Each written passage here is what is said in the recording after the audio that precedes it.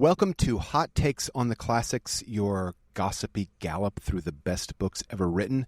Now, before we begin today's show, we are kindly asking you to go like us on the podcast platform of your choice. Just take 20 seconds and go give us a 5-star review. We are starting to pile up the 5-star reviews, and we would really love it if you give us a starred review. Maybe even if you wrote a glowing review. We would appreciate it. And now on to our second season, a season on love. Let us liken the soul to a pair of winged horses and a charioteer. One of the horses is good and of noble origin, and the other is of opposite origin and opposite character. The driving in our case is necessarily difficult and troublesome. Welcome to Hot Takes on the Classics, a gossipy gallop through the best books ever written.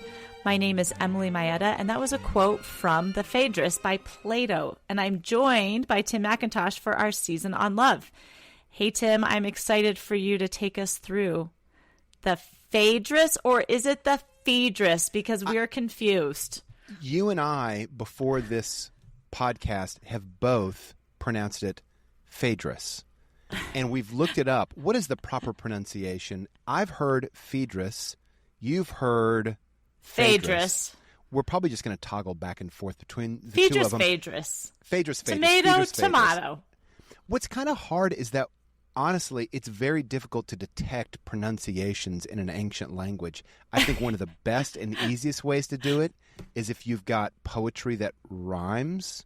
And you can find a like, like a like yeah, word. Right. Like, oh, I'm really confident about the pronunciation of this word. Right. If it rhymes with this word, that gives me a clue. There you go. So, Emily, we're transitioning. We're talking about all of the loves during this season, the 4 kinds of loves. Today, we are switching from our past 4 podcasts being about philia, brotherly love, love of family, to today we're talking eros, or romantic love. This is the perfect place to start because the Phaedrus attempts to get to the very kernel of love, the absolute essence of love. And to ask the question that Hathaway posed in his smash hit from 1993, what is love? That's what we're going to be delving into today. I'm so glad you'll answer that for us. Definitively. Emily, yeah, it'll be a definitive answer will be coming at the end of this 40-minute podcast for sure. I'm putting all doubts to rest. Great. No questions asked after this. Okay, before we start though, Emily, I just want to put onto the table how difficult it is to define what love is. Of right? course it is. It is. It's so well. And for us with English, with only one word for lots of different things, we use love so blithely, right? Yes. We've been thinking about that even in friendship. Like, what is friendship? What is philia? We probably apply even that friendship too widely, right? For how the ancients are considering it. But it is so difficult to get to the kernel of love. Well, that's because it has so many different manifestations. Yeah. Is it an instant pheromone attraction? I mean, I think this is kind of what we see in Romeo and Juliet, which we'll be doing a couple of podcasts from now. Is it a duty-driven choice based on mutual sacrifice for the other's betterment? Mm-hmm. That's maybe like more of a stoic view. Mm-hmm. Maybe it's just like, maybe it's an elevated friendship based on mutual values and interests. Maybe that's like maybe a little bit more of a religious understanding. That's pretty incomplete, but friendship is defined as a shared love of virtue, right? That's what brings you together. Maybe love is a house built for two, for mutual encouragement, for edification, for the raising of children. Maybe that's what it is. In short, Emily, we need help in defining what romantic love is. There can be no better guide, well, depending on who you ask, than Socrates and Plato.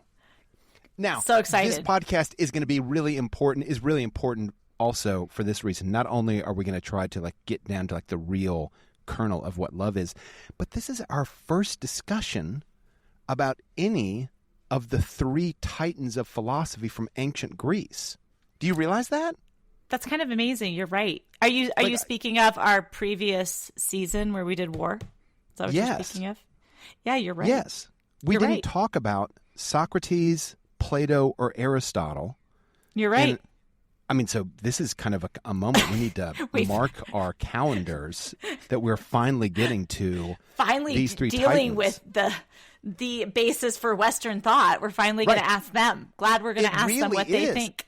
It really is. It is hard to overestimate just how influential these three are in Western thought. Like, there's a famous quote, I think it's Alfred North Whitehead,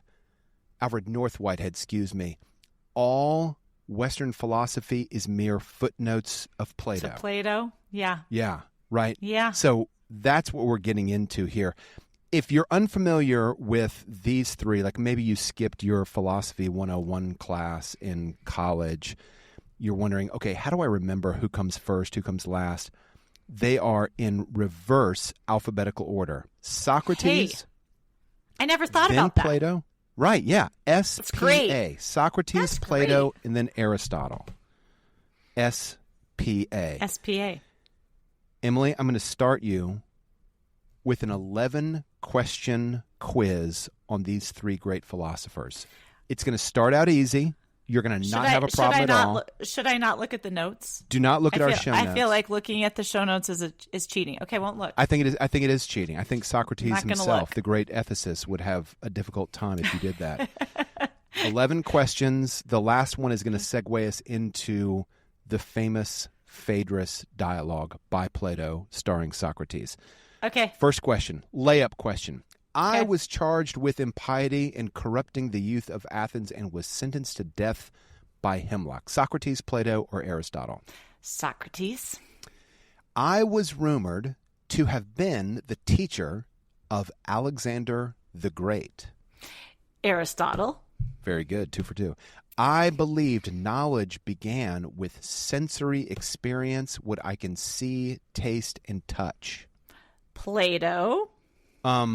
Emily, I believe that knowledge begins with sensory experience.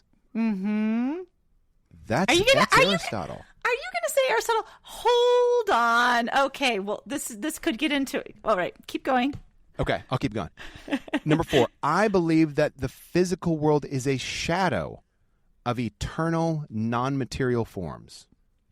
That's Plato, but I think that's maybe a bad rendering of Plato's thought, but that's okay. We can keep going. I served as a hoplite soldier in the Peloponnesian War. It's starting to get harder now. Really? Yep. It's got to be Plato. Socrates. What? My father was a stonemason. Where are you getting these questions? I can tell you the source. I don't know. I don't know whose father was. Okay, wait. It's maybe Aristotle. Socrates. What? Socrates' father was a stonemason. Okay, keep going. I founded a school that was located near a grove that was named after a great Greek hero. Plato. Good. I attempted and failed to educate a tyrant in Sicily, believing philosophy could guide politics. Aristotle. Plato. That was a tough one. I was born into a prominent Athenian family, possibly with ties to the lawgiver Solon, S-O-L-O-N. Yeah. Oh, man. Yeah, I think it's Plato. Is that Plato? Yep, you're right. That's Plato. Last one. My real name may have been Aristocles. My nickname possibly meant broad, and it could refer to the shoulders, the forehead, or a breadth of knowledge. I'm going to say Aristotle. Plato. What? Yeah. I did really bad.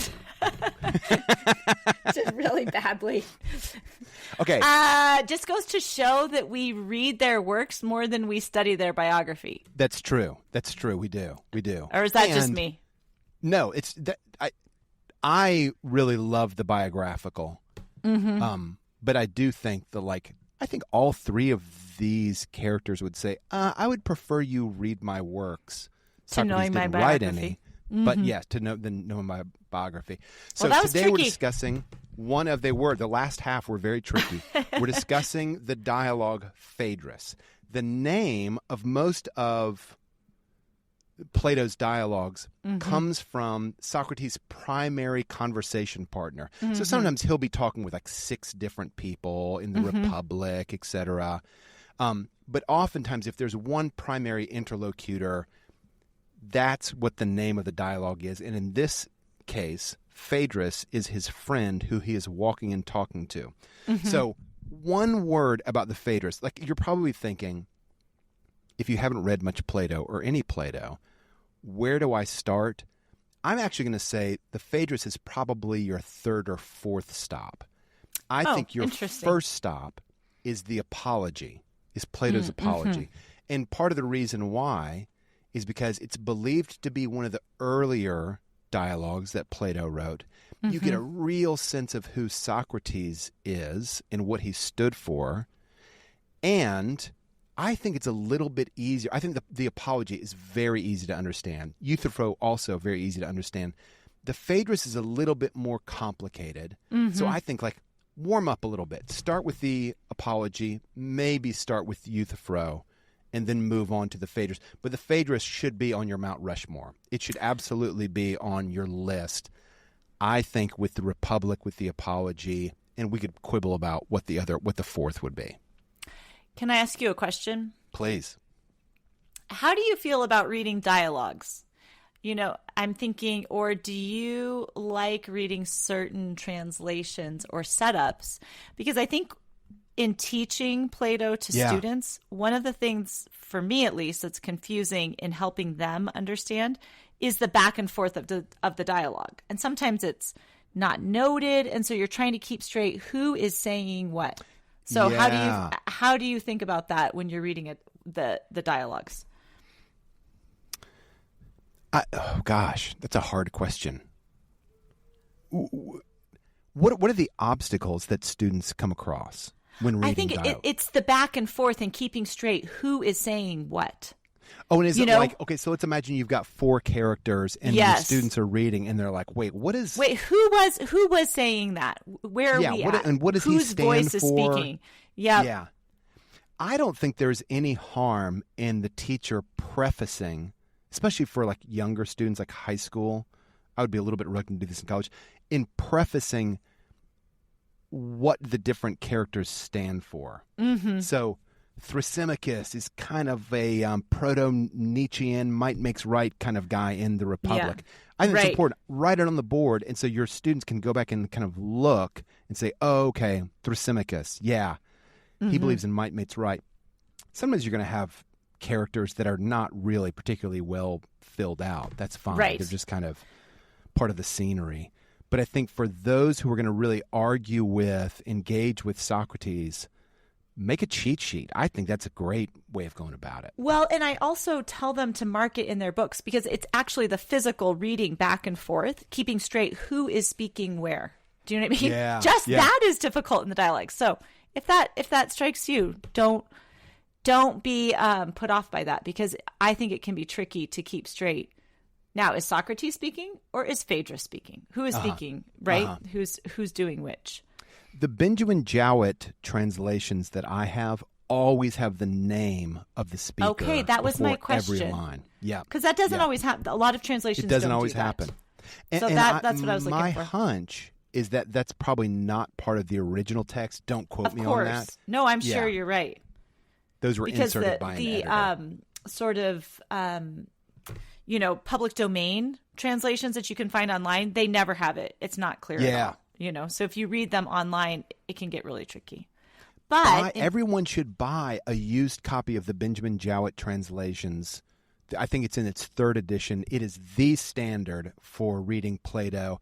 And you know what? You got to have Plato on your bookshelf. You do. You've got to have Plato on your bookshelf. You Not sure a question. do. Yeah. You sure do. Okay. Our dialogue starts with Socrates and Phaedrus having a conversation. This is a little bit different than a lot of Plato's dialogues in that they're having a conversation outside of the city of Athens. almost all of their conversations happen inside of Athens, and that's important because Socrates is deeply loyal. He loves Athens. Athens is also going to kill him. So It's a complicated relationship, but he considers himself to be a philosopher of the city, to stand for the things that Athens deems really important. Now, he's going to diverge from a lot of things that Athenians think are important, of course, but what does it mean that this dialogue is happening outside of the city?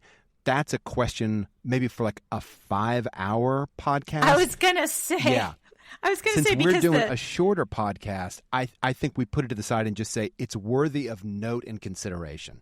Well, let's also say that the city is the place of order, and being outside of the city is the place of chaos, right? I mean, that's part of the Greek conception of the world. So it is very important that it's outside the city. And to that point, Emily, this is a meandering dialogue. They settle in next to the river. Maybe the river is a little bit of a metaphor for this winding conversation, which starts about love, but ends up in like a deep debate about the nature of writing and rhetoric. And you're like, how did we get there? We got here because Socrates and Phaedrus just wanted to have a conversation and go wherever they wanted to go. They're outside the city. Let's let our hair down and just enjoy ourselves. Opening of the speech, Phaedrus has just heard a speech by a man named Lysias, a great speaker. And he actually has a copy of the speech. He reads it to Socrates. And here's the gist of the speech, Emily. Lysias, who gave the speech originally, we're hearing it through Phaedrus, Lysias argues that those who are not in love make better partners than lovers. The question is why? Well, because love is irrational and harmful, particularly like eros. Eros. It is irrational and harmful. And so relationships, says Lysias, should be based on advantage and on reason and not on passion. Okay? Now, how does Socrates respond? You would kind of expect him to say, oh, Lysias' speech is let's enjoy the benefits of erotic love. But he actually doesn't. He gives a speech in follow-up, and it's basically arguing the same thing. It's kind of an anti-love speech. It's a little bit more polished, perhaps, but he agrees. Love is a kind of madness. It leads to jealousy, loss of reason. It harms both the lover and the beloved. But then something happens. What happens is, after this speech that Socrates gives, and it's just he and Phaedrus walking around, sitting by the river, he feels this divine check from his daemon. Now, we've got to talk about this because we do. If you've just encountered Socrates for the first time as a reader, you're like, what? Daemon? Is that a demon? Is it a demon? What exactly is going on here? And so let me, just based on this dialogue and others of Plato, let me try to describe what that daemon is. It's a sort of internal wisdom spirit. I don't know what else to call it. Maybe what we would sometimes say as conscience? I mean, similar to, right? I would think that conscience is maybe the best approximation that we have. Yeah. But it's active. Right. It's not just part of Socrates's, it's not something that he has honed as part of his training, as part of his convictions, and then in his conscience is sort of like reminding him based on the things he's previously done. Right. No, it is an active force. And the other thing that's interesting about it is that basically it only says no. It only says this is the wrong direction. That's right. And so that's what he experiences. He has this daemon that says that's not quite speech right. you just made is not quite right. And part of it is that it's not only is it incorrect, but it's impious. Socrates is kind of rebuked by his daemon. It's impious. Right. You shouldn't have given that speech, making light of love. We are dealing with a matter of profound importance, really profound importance. Emily, I want to pause. I want to talk a little bit about Socrates for a moment before we get into what he proposes instead of these first two speeches that we've heard in the Phaedrus. Wait. You're taking a break? You're not I'm taking a side trip. We're meandering outside of the city. Okay, Emily. as in we're their enjoying dialogue. Ourselves. Yeah, exactly. I'm waiting for the second speech. But that's okay. Let's take a meander about Socrates. Let's take a meandering break. Okay. Socrates is one of the most remarkable people in human history. He surely is. He's almost unaccountable. His existence is almost unaccountable. It makes me think, and some Christians have theorized along these lines, that he's kind of a prophet to the world outside of the Jewish tradition. And I find this to be really a plausible argument because so much of what he believes, you're like, oh my gosh, we're going to hear echoes. We've heard echoes of this in the Old Testament, right? Which presumably he has had no contact with the Jewish Hebrew tradition, right? He's living around the end of the intertestamental period of the Old Testament. So when the Old Testament closes, there's 300 years of silence before the first gospel is written. So Socrates is living kind of right before the Old Testament closes, before the gospel. So 400 years before Christ.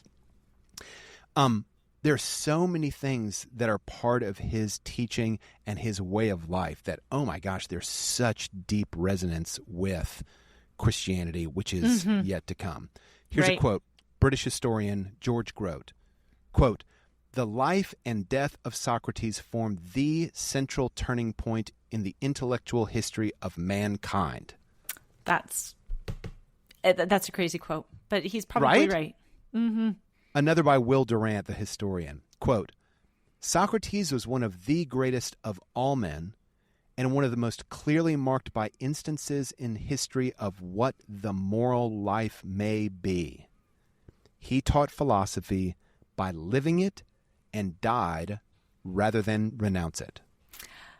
Can I ask you a question? Yeah. Some of the stuff that swirls around about Socrates, I just wonder how you feel about this, is because he doesn't write anything, so we get him through Plato, right? Is it so? I think you've probably heard this. I'd be interested to see what you think of it. Is it really Socrates, or is it Plato's interpretation of Socrates? So what we get of Socrates, is it really Socrates, or is it really Plato, right? Because this is sort of thrown around as criticism of feeling that Socrates is really who he is. Do we really know it's him, or is it Plato's conception of him? Emily, I'm so glad you brought this up because I want to spend a lot of time on this because it is tricky and it is fun and interesting, and it's very difficult. I think there's a good theory, but I think it's ultimately an unanswerable question. But maybe by the end of the podcast, we'll feel like we've got a decent handhold on the question. So maybe I could just say a little bit more of what we're confident about regarding Socrates' biography. Okay. And then let's get into the question of I call it the Socrates-Plato problem. Where does Socrates end and Plato begin? Where does Plato begin and Socrates end? We'll get to that in a second. So there's no question that Socrates is a real historical figure. Yeah. So there are other Greek sources.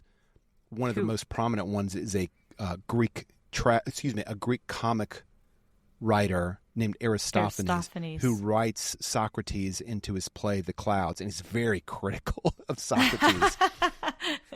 He appears, and again, this is based on largely Plato, but some other sources would probably verify most of what I'm about to say. He was very charming. He had friends in every class of society, from Greek senators down to the guy who's shoveling cow manure. He loved to laugh. He had a great sense of humor. He seems to hardly ever get angry, which is remarkable because he's always poking and prodding people on their deepest convictions. Amazing. And they will come back at him, never gets upset.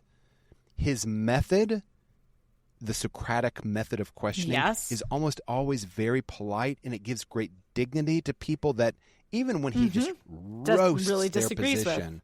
Yeah, he's very honorable to them.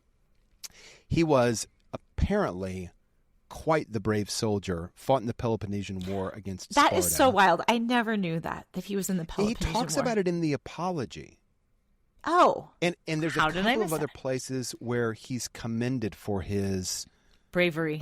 bravery in battle. He was very briefly a statesman in Athens, but he found politics to be really distasteful. He tells a story in his defense about his brief bout in politics. So after the Peloponnesian War, Sparta has control. They install what are called the 30 tyrants in Athens. So these are basically Athenian sellouts. They are Athenian aristocrats who say to Sparta, okay, you conquered us. Yeah, okay, we'll be your puppet government, and we'll make sure what gets done. You can imagine how hated these people were in Athens. Absolutely hated them. Socrates knew some of the 30 tyrants, and he was kind of guilty by association. So people were skeptical of Socrates. Some people argue this is actually what got him killed. It wasn't about what his teaching was. It was like leftover bad taste from guilt by association with the 30 tyrants. But there's a story in which the 30 tyrants call Socrates and some of his friends to go arrest a general. Socrates knows this general has done nothing wrong. And if I go and I arrest him, I would be doing wrong. To disobey the order is going to get me killed. What do? I'm not going to arrest the general. I will not be part of that party. So he refuses, and he says basically the only thing that saved him is that the 30 were deposed before they could execute him. Sidebar, Emily. Do you know who had relatives who were part of the 30 tyrants? I do know this from Peloponnesian Wars. It's Plato, isn't it? It's Plato. Ooh. So we can leave this in a second. Is it possible that Plato knew some of the stories about what a deeply moral person Socrates was, and this is what originally attracted him to be the student of Socrates? Interesting. Is it possible? Maybe. Sure. It's a little bit of speculation, but it's kind of fun speculation. Sure, okay. it is. Who else? Nobody knows. Might as well Nobody speculate. knows. The place to begin, if you want to learn about Socrates, is the Apology, sometimes called the Defense of Socrates, or maybe the Euthyphro. These are two of the oldest of Plato's dialogues. That's the place to start. If you want to read a modern historian writing about Socrates, I've got a book for you. It's called Socrates, A Man for Our Times by Paul Johnson. I read so many of Paul Johnson's books years ago. Yeah. And I don't know that I ever saw this. But he was really, he was a popular historian there for a while, wasn't he? He was. It's a great book. Great. Really great book. Okay. I'm going to return to what Socrates says about love. And then, Emily, we're going to get into the Socrates versus Plato problem. Okay. And then I've got a hot take that you and I want to put some extra time at the end of the podcast because you and I are going to go round about this. Okay.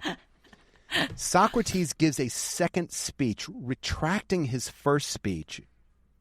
And in this speech, he praises love as a form of divine madness. Previous speeches are like, it's madness. There's nothing divine about it. Socrates is like, okay, I heard from my daemon. It is madness. I'm going to go with you on that. Yeah. But it's a divine madness. It's not a disturbance of reason, which is like the complaint that Lysias / Phaedrus have, but it's a divine madness. So can I ask, he goes through. Go ahead. Yeah. Can I ask you that? Is it still, will he accept that it's still a disturbance of reason? That's such a great question. I think no. Okay. I think he's going to say I'm interested. no. Okay, because anyway, we'll keep going. Okay. And then we'll talk about that more though, because I'm interested in that question.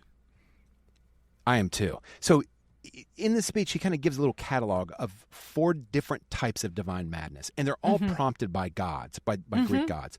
One of them prophecy.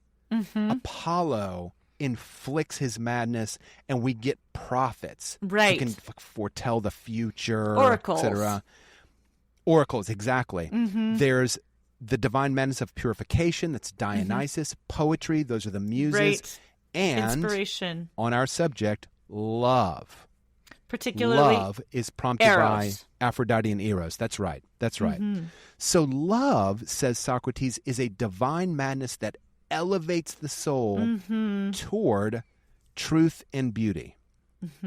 But now we are going to get into the thick of it, because, wait, what exactly is the soul? If the soul is elevated by love, love is a divine madness, and only through this divine madness can we see truth and beauty. What is the nature of the soul that it could be led toward truth and beauty through by this kind of divine madness? Yeah.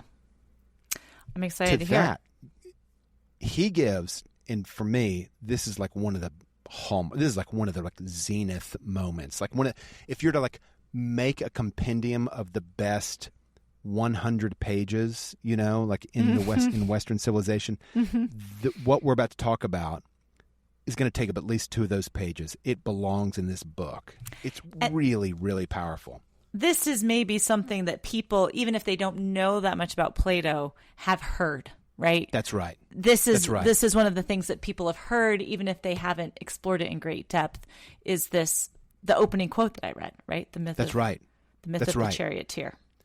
It's like along with the cave, right? Along with the cave, exactly. These Those are the are the 2 two things. If you know anything about Plato, or you know anything about philosophy, those You're are probably gonna the know 2 things 2. that you know. Yeah.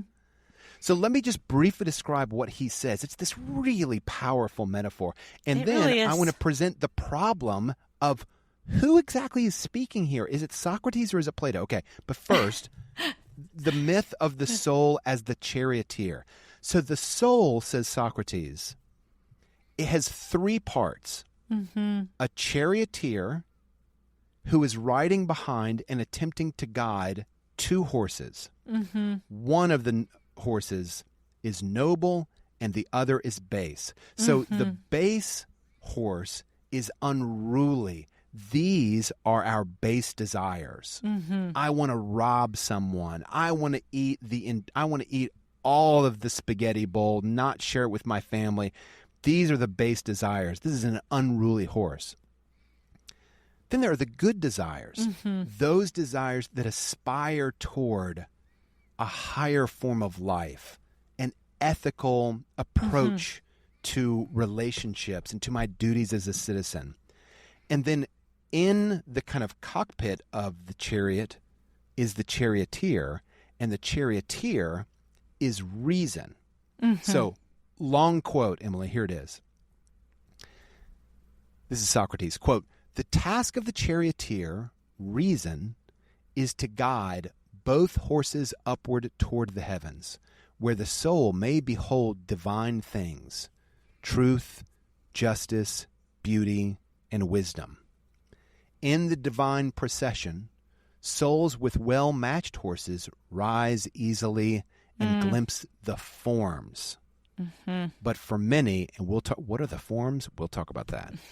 But for many, the bad horse weighs them down, resists, and pulls the soul off course. The struggle of the charioteer to control the horses is fierce, especially when stirred by the sight of earthly beauty, which reminds the soul of its former vision of true beauty above. When the charioteer succeeds in mastering the horses, especially the unruly one, the soul is lifted upward and nourished by truth. But if he fails, the soul's wings are damaged, and it falls back to earth, incarnated again in a mortal body. Only the philosopher, the true lover, who remembers what he saw in the divine realm, can train the horses and ascend again toward what is truly real." End quote. That's a great quote. It's great. We should give some feelings. I mean, because I think it's sometimes, at least for me, to think about the soul. It's like thinking about this vision of it.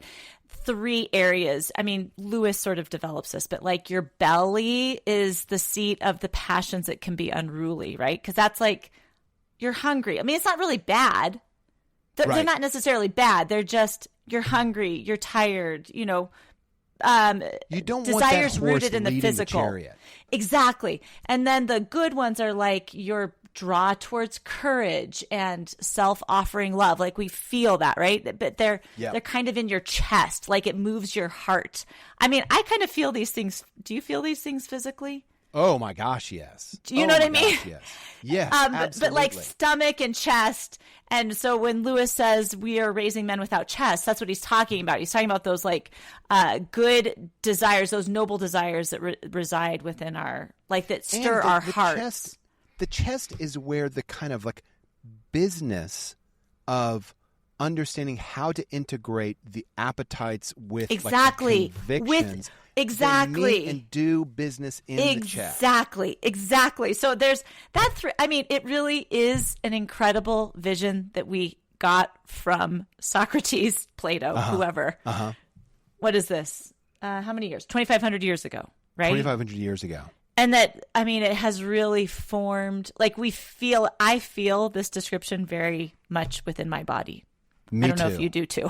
No, absolutely. Me too. That you're like, this really describes something that we all experience. We all experience 100%. this. And you think about the biblical stories like of Esau selling his birthright because he's so hungry, right? That's an instance where the belly ruled the charioteer was being dragged back to earth. He didn't hold, like he was led by his hunger to do this thing. That's right. Such now, a great Emily, description. We're now plunged into a problem. Now, the problem, if you're just reading the dialogue, I want to be clear about this. I don't feel like you have to solve this problem to be like deeply moved and edified by this dialogue. I think you just trust what Socrates is saying is worthy of my attention, respect, and maybe even like changing my life to in accordance with what he's saying, right? Yeah. So what we're going to talk about now is a little bit kind of like, it's a little bit meta, it's a little bit above the text. But the problem is, who's speaking here? Who is speaking Socrates? here? That's my question. Is this Plato? Who exactly is this? Thank you. So you're going to answer my question from before. Absolutely, because it's a big question. Because here's one of the things. There is some philosophizing, and I think this charioteer example is a really good example. Socrates doesn't do this sort of thing a lot in the earlier dialogues, the older dialogues. So in the Apology, in the Euthyphro, he's much more focused on questioning, extracting things from people, dissecting what they say, and like maybe offering counterpoints. Right. But it's much more Socratic when we talk about like Socratic dialogue and questioning. Right. It's much more Socratic. Now, in these middle dialogues, Phaedrus is one of them. The Republic is one of them. There's a lot more theorizing. Right. There's a lot more mention of the forms. Yeah, right. And it seems like Socrates, he's still present. He's still the hero of the dialogues. But he seems like he's speaking a philosophy that is not the same philosophy as that of the earlier dialogues. Right, because the earlier dialogues, like you say, they're more argument-based. Right. There's an argument. Socrates is, through his questioning, is pointing out the problems with the argument, but they aren't sort of, I mean, this is like speaking a beautiful vision. So it is different. It is slightly different. So what do we do with that? Here's, I think, I don't know. What do we do? Here's the best answer that I can give. And this is like, academics have like hashed this out a lot. And there is not unanimity about this. But I do think it's more commonplace than not. They suggest that Plato has 3 different periods: early, middle, late. Early is mostly Socrates. Like it's probably Plato remembering what Socrates said and letting his great hero, Plato's great hero, Socrates, speak for himself. Mm-hmm. Middle Plato is much more Plato saying, man, I've got this great character, Socrates. What if I put a little bit more of my own thought in here? So the cave allegory comes found also in the Republic, mm-hmm. and very, I think people would say, very Platonic. Mm-hmm. This is part and is... parcel of Plato's thought. Mm-hmm. And then there's late Plato. In late Plato, it's all Plato. Mm-hmm. It's Plato, like, making mm-hmm. his points. Socrates, of course, still is like a developed character who questions his interlocutors. But really, this is an opportunity for Plato to really say, like, here's what I think. Here's how I think things should go. So it's a fair assessment if you think about your own growth, right? Like, you parrot a lot of what your teacher has told you when you first start out, right? Yes, that's right. So it makes sense. But do we think? I guess it's something we will never know. Would Socrates? He probably would. I'm sure he would critique any of Plato's renderings of him. I'm sure he would, but he never wrote anything down, so he doesn't get to say anything, does he? What if Emily, we discovered that the Republic is not? What if we found like just a bulletproof way to date the writing of the Republic, right? Yeah. And we found out the Republic is actually, oh my gosh, it's the first thing that Plato ever wrote. I think it would largely defeat this theory. Sure. Because I think there's no possibility that that's the case. It's too developed, don't you think? What's too developed? The Republic is too developed. Like, you see the development of his thought. I think so. Yeah. I think so. Yeah. But I think that would be a way in which you could defeat this theory, right. Is that if you could kind of like bulletproof date something that belonged, you thought, middle period. Oh, it's right. actually early period. That would be one way. Okay. Yeah. So, does it matter? I don't know that. Well, no, I think it does matter. I think it does matter because Socrates and Plato, I think, are different philosophers. That's true. It's true. You know? Yeah. And I'm going to go ahead and preview my hot take. Oh, no. Don't preview it. I don't want to know yet. I've got to preview just a little bit. Socrates is like, I absolutely, if I could like put wallpaper up with Socrates' face on it, I would. I love the man so much. And sometimes I'm like, it's not really Socrates so much as that's Plato. Oh. Right? So it's important to me, you know? Because I think they're two different guys. Okay. So what do we learn about eros based on what Socrates said? He gives eros, romance, a really deep mystical meaning. He gives it heavy philosophical weight. Love is not just desire. It's not just the practicalities of two people living together. Love is the pathway toward the divine and the eternal and the beautiful. I'm with him. I'm with him too. I'm with him too. How he parses it up, like the thing, I won't get there yet. But this is not the thing that I have an objection to. Okay, it is time, Emily, for my hot take, but we got to do it. Let's take a quick break. Take a break. We got to take a break. It's getting too hot. Emily, this is a podcast for people who love books and who love, hopefully, the classics. Do you ever shop on bookshop.org? I do, in fact. This is a better way to buy books. It is. I agree with you. Right? I feel, honestly, especially if I know the author and I'm buying their books and I know how little of my purchase comes back to them through Amazon, and if I know how little of my purchase goes toward local bookstores, I'm just like, oh, buying from Amazon. It's so convenient, but it just feels like I'm taking money from the people that I want to get the money. Soul crushing. Bookshop.org is a way out of that. So if you're hunting for a classic or some hidden gem or whatever, like you're the next big novel, try shopping at bookshop.org. And I'm going to give a special shout out to our friends, David and Bethany Kern, who own a bookstore in Concord, North Carolina.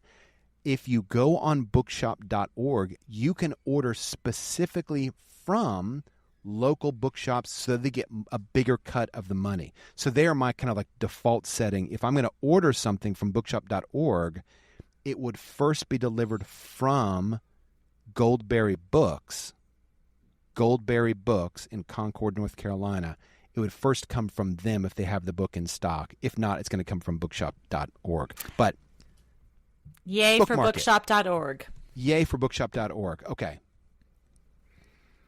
After this speech about love, the dialogue takes this really weird turn. You're like, wait, where are we going here, you guys? So away from love, we start talking about rhetoric and writing. And I just want to touch on this very briefly. It's so peculiar, which is not to say it's not worth your attention. It's really interesting. Right. Socrates makes this argument that writing is kind of an inferior form. He sure does.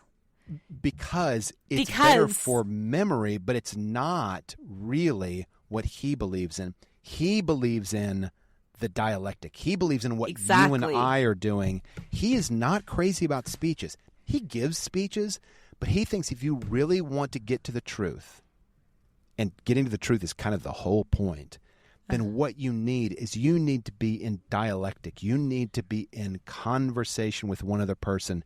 And he's very suspicious of rhetoric. Suspicious of rhetoric. Go on. Well, you keep going with rhetoric, and then I'll come back to the writing. How do you evaluate the kind of moral standing of the speaker when you are the receiver of their speech? Mm-hmm. It's really difficult. It's hard. He's and this is a pressing matter for him because the sophists are all around Athens. They're being hired by wealthy young men to make their cases in court. So there's a time that Athens is a very litigious society. So the people who are most vulnerable are the people who are not trained in rhetoric. Right. And the people who are trained in rhetoric are most able to draw the wool over people's eyes. To persuade. Whether it's a persuasion to truth or not, right? Exactly. Yes. Exactly. This is why Socrates is always fighting with the sophists. Read the Gorgias if you want to explore that. And it's why he's pretty suspicious of rhetoric in general. More suspicious, I will say, than I am. More suspicious than Aristotle is. Another conversation for another time.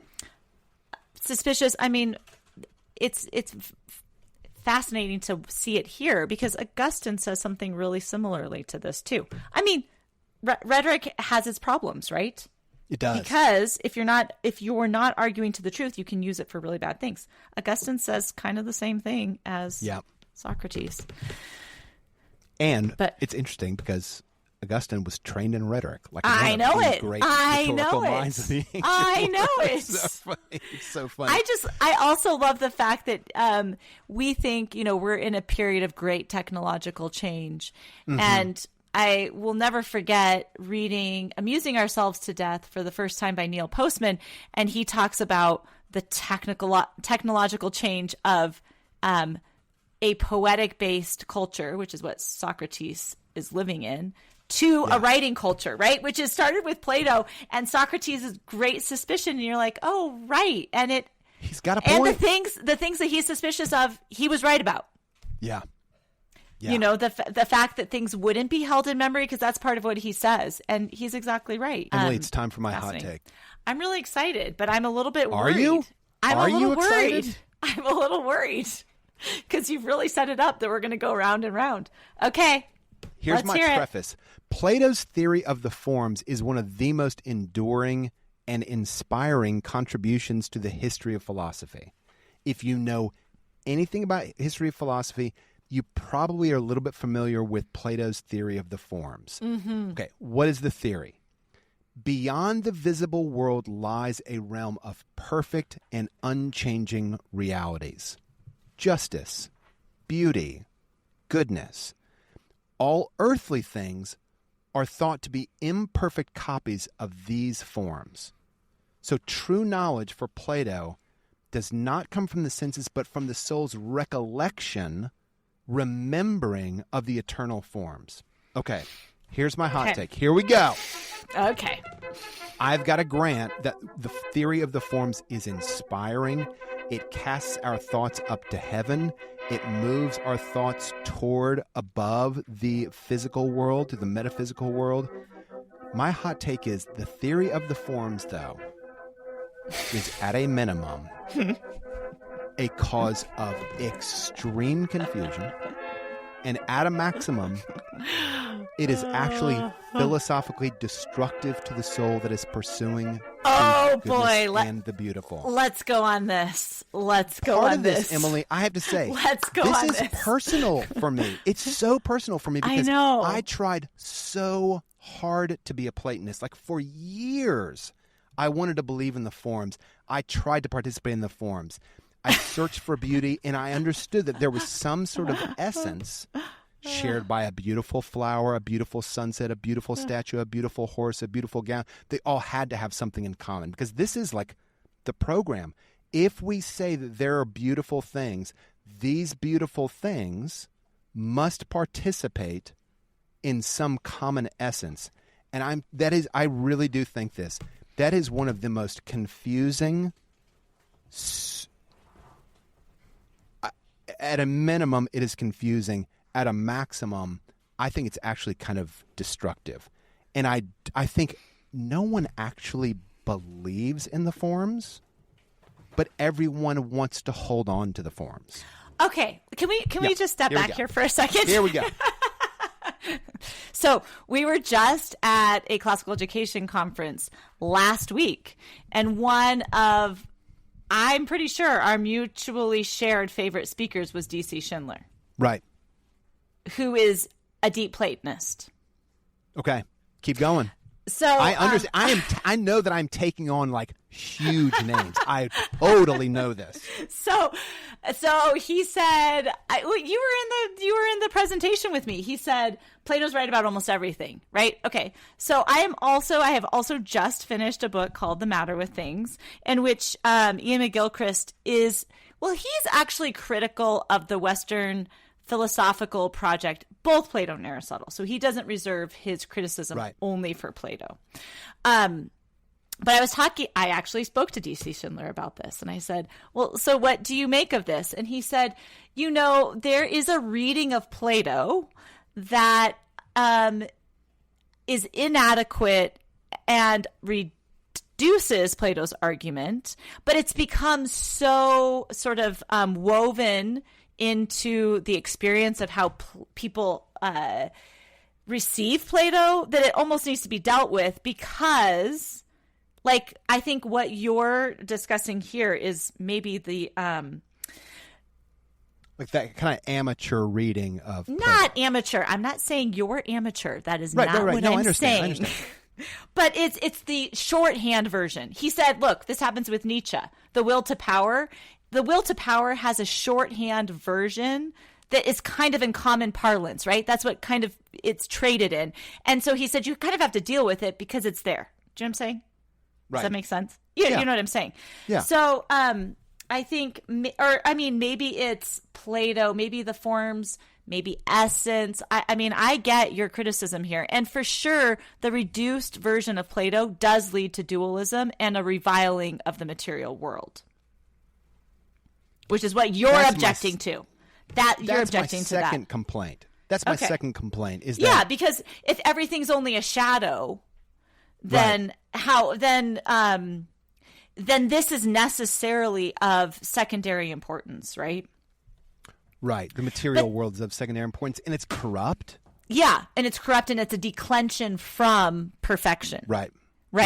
And so this unchanging order where all of these, like, the real exists, I get that too, and I think that that's a inadequate reading of Plato. But the sense in which Plato has the sense to say, like, look, this is what Lewis is building off of. The reason we feel the beauty and feel called to something more is that this isn't all there is. There is more. There is more. And that more is like the full revelation of what we perceive as so real. I kind of feel like this is backed up with quantum physics as well. because quantum physics, the materiality of things is not what we perceive, right? Which to me is a ratification of Plato's thought. This is not as real as we think real is, and that somewhere that like when we get to beyond the material world, heaven, the real will be revealed. I mean, Lewis is playing on this in Great Divorce. This is the Christian Platonic tradition. I mean, I understand I'm resourcing Plato for a Christian conception of the world, but I think that's a pretty good argument. Keep going. So I don't deny anything about what you just said. Like, I absolutely, like, as a Christian, I believe that there is something higher. And this is part of what I can appreciate about the forms, about the theory of the forms, is that it calls for a sort of like higher mindedness. What we see is an inkling of what we truly hope for, right? Mm-hmm. This is so, but my complaint is about the idea that all of the particulars somehow, or all of the things that we call beautiful, all the things we call just, participate in some way with some great form called justice. I think on this terrestrial plane, that is, like I said, at a minimum confusing and at a maximum actually pretty destructive. Okay, so let me just try to, I think that a category mistake happens in the way that Socrates discusses how particulars participate in the essence. So think about his method. His method is something like, what is beauty? Let's look at all of the things that we call beautiful. A flower. And then agree what they share in common. Right. That is a language exercise that he is mistaken for. And I totally get it. I'm like arguing with like the real titans here. But he is making a mistake that he is conflating language with like metaphysical reality. Wait. What do you mean by that? So all of these different things that we call beautiful, let me just state what I think is kind of like a better way to think about it. Okay.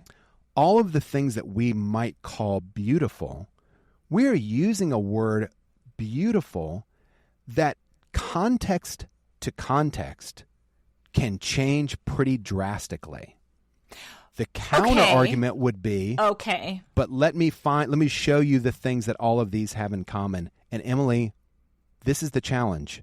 I've never heard it done.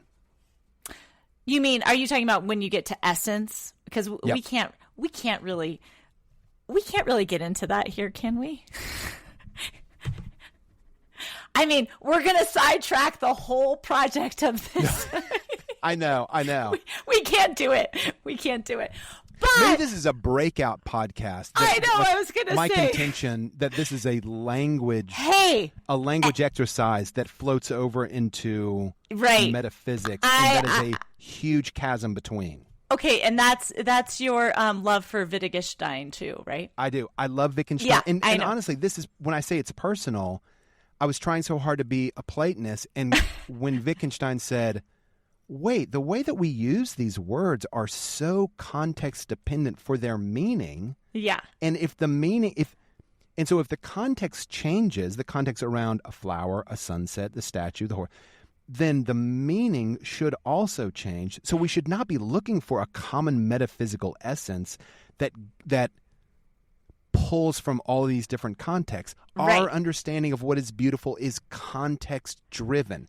Not only, but shaped by our context. Those are fighting words. Does that finally set you off? No. I have a great idea. I just thought of it. We should have a breakout podcast where we discuss this, and we should bring DC Schindler on to give us his perspective. I love it. And then we can finally, he makes a case to me. We can finally settle this argument once and for all. What would happen, Emily, if I was over eating dinner with you and your family and I was like, you guys, I've got to repent. I finally am a Platonist. That would be like a great day in the Maeda household. No. Let's just say I hear your complaints, and I think that they are fair. And I'm like, I don't actually want to be a Platonist, but I do feel a deep ring of truth in this idea of participation, right? Yeah. That what we experience here is in a way something that will be deepened and brought to its best fruition in another world. Yeah. On that, we are in a complete agreement. Okay, then that's all I care about. Then I don't care about the rest of it. I don't really want to be a Platonist because I'm kind of with you. I mean, I don't know. Socrates, I think, is more compelling too. So I'm not into that. But that piece of participation, I do hold. And I do think we owe that to Plato. I do think we owe that. I agree. Scaffolding to Plato. Yep. I think that's right. Emily, that was really fun. Okay, listen. Our next recording is going to be also in the vein of eros, and I just want to say this: we have two really big ones coming up. I think probably the most esteemed epic poem from the medieval world is coming up, and probably, I think, maybe the most famous play in Western history is coming up also. So those are two things we have looking forward to. Ready. Stay tuned, everybody. We want to always thank Clark Stefanik, our producer, and Tom Hagerman, who wrote and performed our music. Emily, can't wait till next time. See you soon.